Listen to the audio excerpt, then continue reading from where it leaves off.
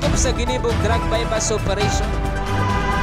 Triple o apat na doble ang bihikulo na gruso sa siyudad kang Naga. Mas complain ng police station kang Naga City Police Office. Newsbreak. Sa headlines kan mga barata, pagbawas ng empleyado sa Metro Naga Water District nakatipid din milyones pesos. Sarong-harong sa barangay Pakul siyudad kang Naga, nasulo. Bihikulo kang section head kang Department of Agriculture Bicol pinagbabadil mientras na nakagarahe.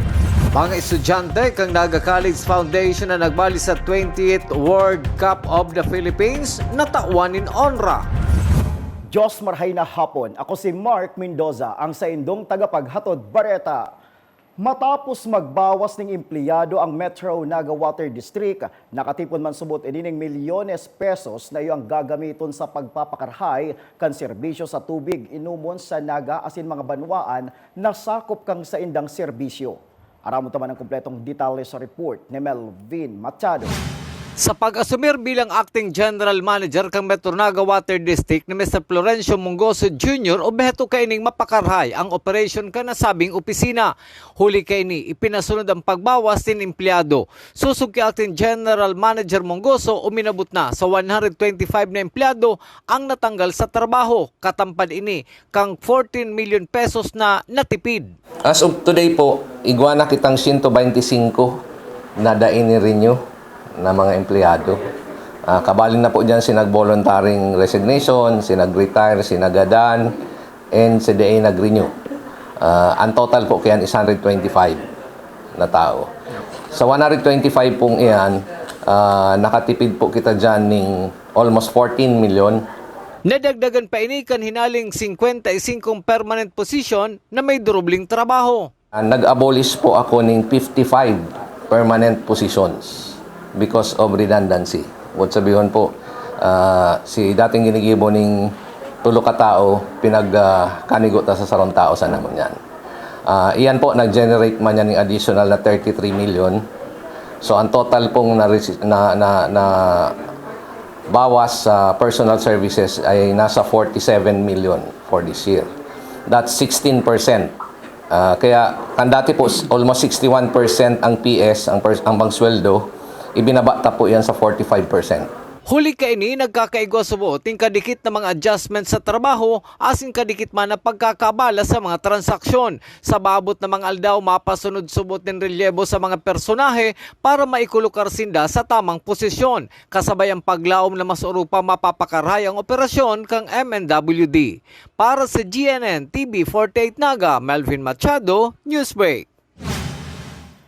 Mientras tanto, makakabalik sa MNWD ang mga empleyadong tinanggal kung magpapadagos ang marhay na kamugtakan kang operasyon kan nasabing opisina. Kung noarin sinda aapudan giraray ang daiman masiguro ni Acting General Manager John Mongoso kung noarin ini mangyayari.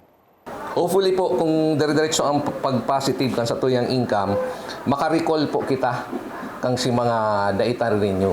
Tayo man po yan ang promesa ko sa inda. Kung sakaling maging marhay na ang finances kang MNWD, priority man giraray si mga daipig renew na makabaralik.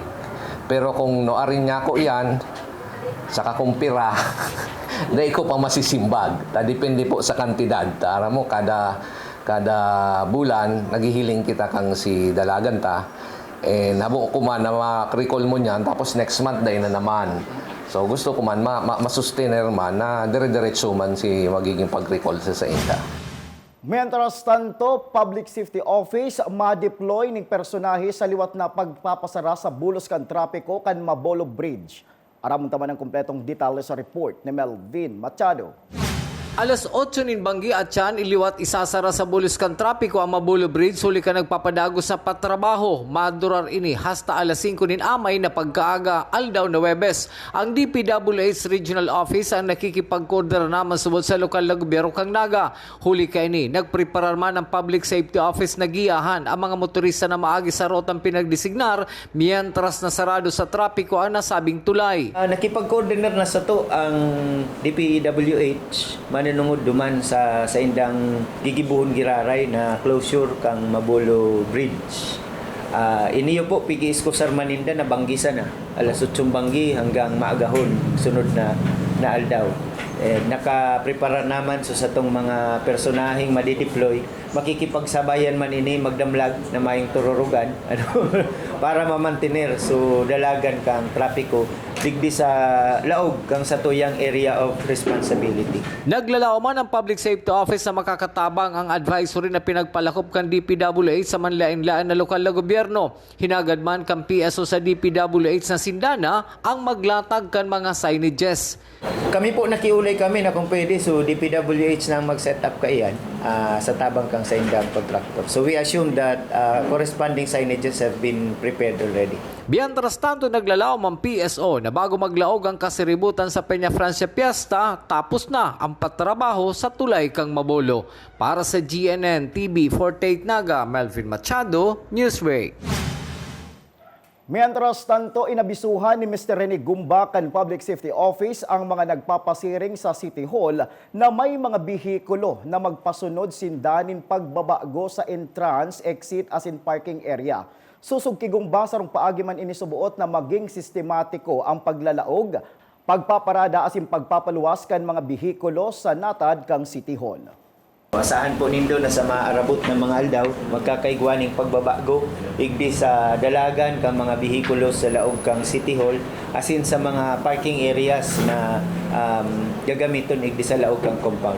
Kabali na po dyan, so malinaw na pagdesignar kang parking area kang mga four wheels, saka kang mga motor, mga e-trike, asin iba pang mga klase ng bihikulo. Kabali siyempre itong mga bisikleta, na pigagaramit kang sa itong mga kaimanwa, na nagdidigdi sa City Hall.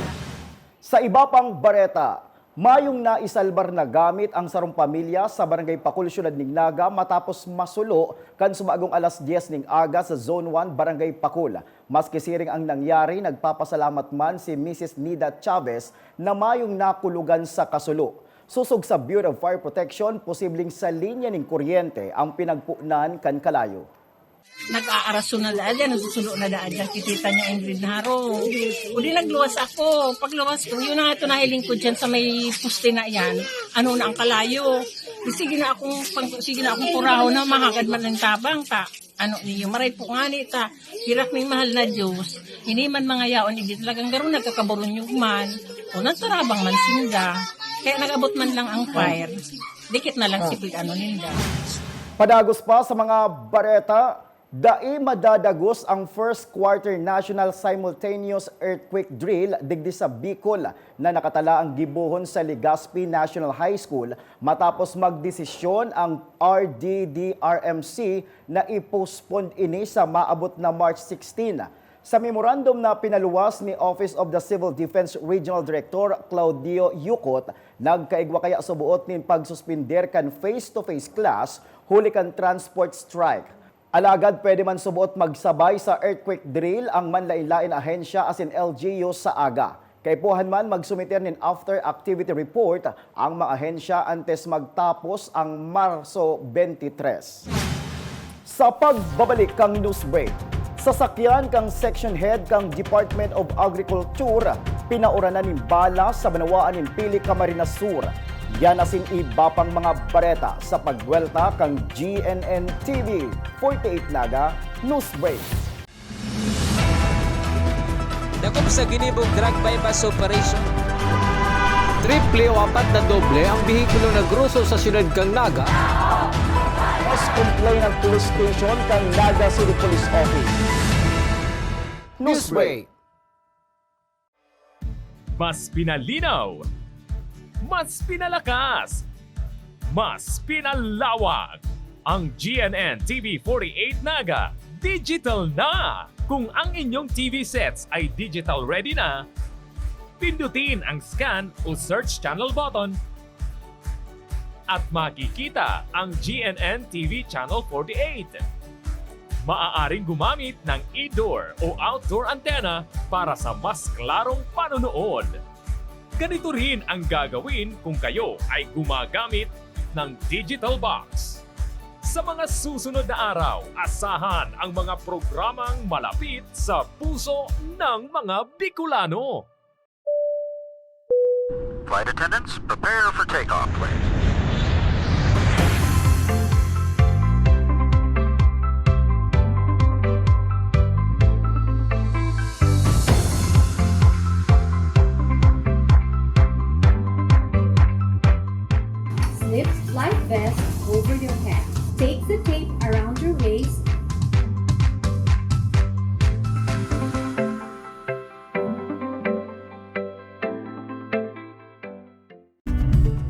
Pagbawas ng sakuna, isa sa mga kailangan natin sa ating tahanan ay isang gubag. Ang isang gubag ay naglalaman ng tubig,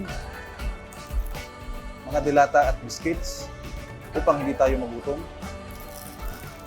energy bars or energy drink, first aid kit, communication devices tulad ng flashlights at batteries, whistles o pito, portable radio, at extra cellphone. Mas mabuti kung meron tayong prepaid load guard. Tools, tulad ng Swiss knife at gunting. Maaari din tayo magdagdag ng lubid. At huwag natin kakalimutan ang hygiene kit. Naglalaman ng sabon, tissue, toothpaste, toothbrush, at face mask. Sa lahat ng oras, laging bukas, nakahanda ang aming tanggapan. Tandaan, ang Bicolanong alerto, pirming protektado.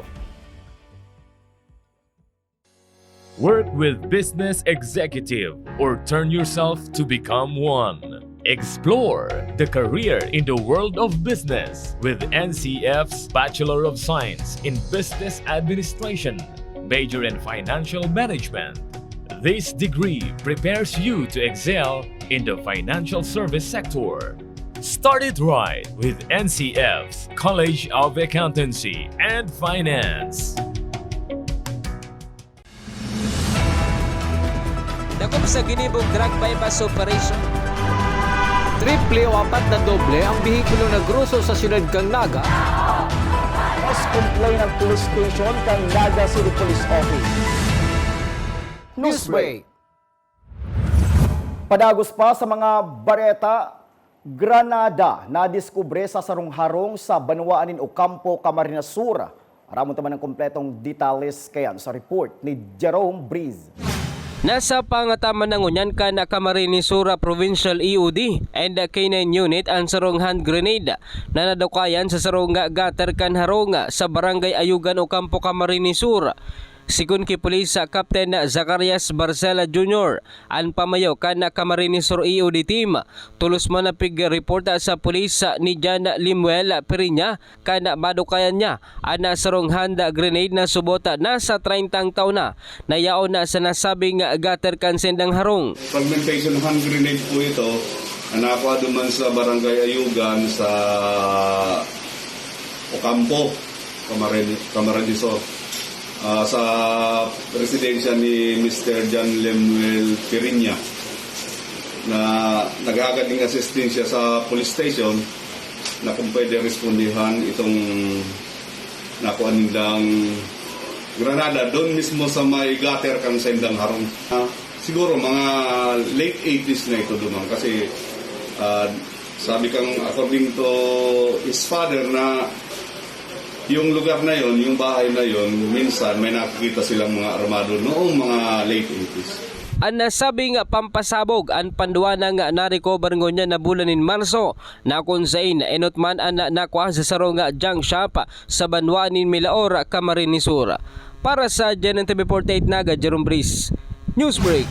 Sa satuyang police report, sarong dating rebelde na nag-ooperar sa mga banwaan kang Garche Torena, presentasyon asin Karamuan, Camarines Sur, ang voluntaryong nagsuko sa tropa kang 83rd Infantry Battalion Philippine Army asin Camarines Sur Police Provincial Office kang nakaaging Lunes. Sa report na ipinaabot kang 9th Infantry Division Philippine Army, bit-bit ni Copper C ang M79 caliber 40mm na may siyam na rounds ning balakan magsuko sa mga otoridad. Nagpahayag man in kaugmahan si Major General Adonis Bahaw, Division Commander kang 9th Infantry Division Philippine Army, asin Joint Task Force Bicolandia sa piniling desisyon ni Copper C na makaibahan ang sa iyang pamilya. Sa iba pang police report, Pili Municipal Police Station padagos pa ang pag-imbestigar sa nangyaring pangbabadil sa sasakyan kang Section Head kang Department of Agriculture Bicol mientras na nakaparada sa saindang residensya. Aramon naman ang kompletong detalles kayan sa report ni Jerome Breeze.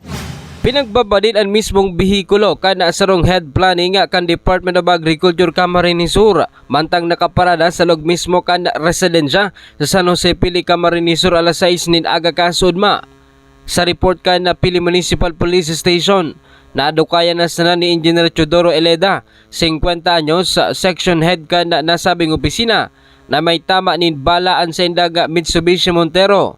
Na-recover pa sa lugar ang apat na empty shells kan caliber 45 na baril asin na sarong bala. Winalat pa ang sarong nga kapidasong papel na may nakasurata na mag-ingat ka Engineer Ted. At nasabing nga mga ebidensya ang piga turnover naman sa Provincial Forensic Unit para sa ballistic examination. Ongoing po sir yung investigation regarding po doon sa insidente. And kung sino po talaga yung perpetrator, tinitingnan pa po kung ano yung possible na motive ng suspect dito. So recovered pieces of evidence were brought to our forensic laboratory for ballistic examination, sir. Padagos pangunyan ng investigasyon kan Philippine National Police sa posibleng motibo asin kunin saan may kagibo kan nasabing pambabadil. Para sa GNN-TV 48 Naga, Jerome Breeze, Newsbreak. Padagos pa sa mga bareta, tulos nakapagresponde ang Bureau of Fire Protection kan Banwaanin Lupi, Camarines Sur sa nangyaring banggaan kang sarong truck asin bus sa barangay Bel Cruz kan subagong amay na pagkaaga. Marikas man tinauan ng first aid ang mga pasaherong nagsapo nin lugad sa saindang lalawgon. Braso asin tabay antes na pinag-turnover sa MGRRMO kan nasabing banwaan. Sa iba pang bareta, seminar mapadapit sa mushroom production as in processing saro sa mga aktibidad ngunyan na Women's Month kan Camarines Sur Police Provincial Office. Ang details ken aramon to sa report ni Jerome Breeze. Tanganing makatabang sa mga kababaihan na pulis asin non-uniform personnel sa Camarines Sur. Ginibo ang seminar on mushroom production and processing sa Camarines Sur Police Provincial Office na matapos sa ngunyan na aldaw katabang ang Department of Agriculture. Sigun kay Police Major Maria Victoria Abalaing, ang tagapagtaramkan na Camarines Sur Police Provincial Office, ang nasabing programa asin na dagdag karaman sa mushroom production na pinagapartisiparan ka na sa 400 na mga pulis asin NUP. Makakatabang sa indang dagdag na hanapbuhay asin na pwedeng maituklo man sa mga nanay sa indang komunidad. Yung pinaka-purpose po nito is yung magkaroon ng sustainability and livelihood program ang ating mga kapulisan. Additional din po ito, aside sa napakaganda po nito sa ating health, maraming health benefits po na napoprovide ito. Marami rin po yung ways and means kung paano lutuin ito, or paano siya maging innovative yung ating mga kababaihan, yung mga nanay sa ating mga tahanan. And later on, ma-share nila ito sa every barangays na kinakandakan natin ng mga lectures sa mga bawat barangays natin and ma-share sa mga nanay doon sa kanilang respective barangays pag nagkakandak po sila ng information disseminations sa kanilang mga police stations na under ng kanilang municipal police stations. Sa maabot na Lunes, gigibuhon man ana sa nga bloodletting activity na parte man ka na Women's Month celebration na ngunya na Marso. Para sa GNN-TV 48 Naga, Jerome Breeze, Newsbreak. Padagos pa sa mga bareta, sa maabot na petsa 11 asin 12 kan presenteng bulan, bubukasan ang Bicol Travel Show 2023 na pinapanginotan man kan Bicol Association of Travel and Tours Operators o BATU na pinapamayuhan man ni Miss Kay Floriano asin kan sa iyang mga pag-iriba. Sa Bicol Travel Show o BTS 2023, mataunin diskwento ang mga hotel sa Bicol para sa mga maarabot na turista na mapasyar sa manlailain na tourist destination sa rehiyon. We are very excited for Bicol Travel Show, BTS 2023. So during the show, March 11 and 12, we are going to offer exciting discounts. So as much as 50% off na i-offer na Avenue Plaza Hotel, Tugawe, Visibis, Dalitan Hotel. So all other hotels, tapos mga agencies for airfares. So we are also offering discounts for Bicol Travel Show. We are inviting you to visit BTS 2023 Bicol Travel Show. It will be on March 11 and 12 at SM City Naga. So be there. See you. Sa iba pang bareta, mga estudyante kan Naga College Foundation na nagbali sa 28th World Camp of the Philippines na tauanin onra. Aramon taman ang kompletong detalles kayon sa report ni Junior Correspondent Karen K. Iscaro. Bilang sarong estudyante, mayo nang mas magayon pa sa pagmati, iyo an makadaranin onra sa imong eskwelahan. 7 sa 9 na estudyante kan Naga College Foundation na nagbali sa katatapos na 20th World Cup of the Philippines National Journalist Conference and Contest ang natauanin awards. Sinda Dadrian Labordo, Karen May Celso, asin Juliet Maniago, gabus may kursong AB Communication asin miyembro kan Dinaga Collegian. Pira sa estudyanteng nagpartisipar sa 20th World Cup sa manlain-lain na kategorya arog kan news writing, feature writing, editorial writing, science writing, sports writing, asin copy reading, and head writing. Naresibe ni Labordo ang second place sa pagsurat nin lat halain asin honorable mention sa news writing. Second place man sa pagsurat nin Bareta si Celso asin naging partisipante man si Maniago sa editorial writing. Sigun ki Labordo, ini ang sa iyang inot na pagbali sa World Cup na mga seniors kan TNC publication staff asin editorial board na dati mang nagbali sa 19th World Cup ang sa indang naging mentor. Of course, there is my family. Always my support system. Family talaga naging inspiration ko. And then my friends, my classmates from the AB Communication. And then the love of my life. Kabali pa sa nagbali sa nasabing aktibidad, iyo sinda Ira Crizel Villamora kan College of Health and Sciences, Andre James Kasidsid kan College of Business Management, Jamiel Rhea Aguirre kan College of Health and Sciences, Luz Viminda San Lorenzo kan College of Engineering, Angela Ampongan kan College of Criminal Justice Education, asin si Jovelyn Barbecho kan College of Teacher Education na saruman sa mga nagpartisipar. Happy ako and proud sa inda na arog ka to ang naging resulta kang competition me since national siya and dikit lang si naging ensayo me. Still, nakakuha man giraray sinda ning awards, natawan man giraray ninda ning onra ang NCF. Karen K. Iscaro para sa GNN TV48 Naga News Break. Asin yan ang kateripunan kan mga bareta ngunyan aldaw. Day malingaw na bisitahon ang samoyang official Facebook fanpage asin ilike ang GNN TV 48 Naga para permi kitang updated sa mga bareta asin istoryang bida ang Bicolano. Liwat ako po si Mark Mendoza. Digdisa na yan sa GNN TV 48 Naga News Break. Dakop sa ginibong drug bypass operation.